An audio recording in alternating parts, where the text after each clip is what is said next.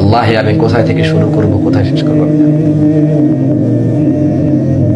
রাসূলুল্লাহ সাল্লাল্লাহু আলাইহি সাল্লামের চরিত্রটা আমাদের জন্য উত্তম ছিল। আফসোস, আফসোস নবী প্রেমীদের মুখে দাড়ি নাই। আফসোস মুসলিমরা সালাত আদায় করে না।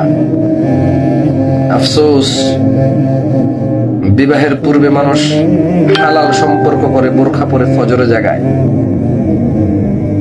আফসোস, আফসোস মানুষ মদ খায় না, সিগারেটকে মদ মনে করে না।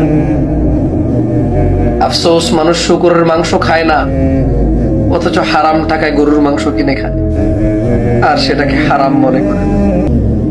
হারাম হালালের সংজ্ঞাই পরিবর্তন হয়ে গেছে। আফসোস নবী প্রেমিক নবীর সুন্নত জানে না। আফসোস আল্লাহকে ভালোবাসে, জান্নাত পেতে চায়, মানুষ কোরআনুল কারীমের তেলাওয়াত করে, ভালোবাসে আল্লাহকে আর আল্লাহকে ছেড়ে।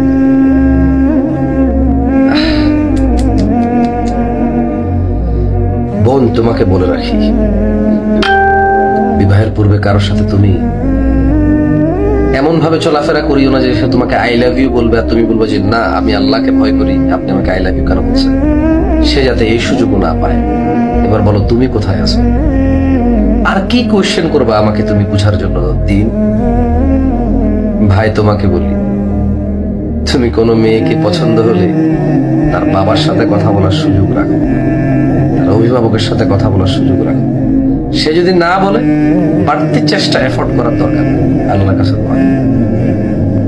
আর অমুক মেয়ে তমুক মেয়ে নাম ধরে ধরে চাওয়ার দরকার নেই। পৃথিবীতে এখনো পুরুষ 2-3টা করে বিবাহ করলে কিছু মেয়ে স্বামী ছাড়া থাকবে। তুমি কেন মনে করতেছো যে এছাড়া আর সুন্দরী মেয়ে নেই?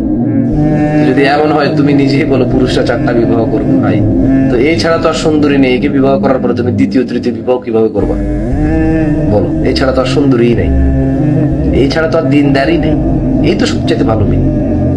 তোমার দ্বিতীয় তৃতীয় বিবাহ করার চিন্তা করো কিভাবে?